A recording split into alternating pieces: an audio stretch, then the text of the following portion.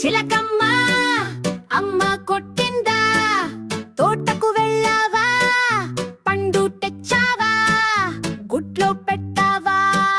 గుట్టుకున్న మింగావా ఆ చిట్టి చిలకమ్మ అమ్మ కొట్టిందా తోటకు వెళ్ళావా గుట్లు తెచ్చావా గుట్లో పెట్టావా గుట్టుకున్న మింగావా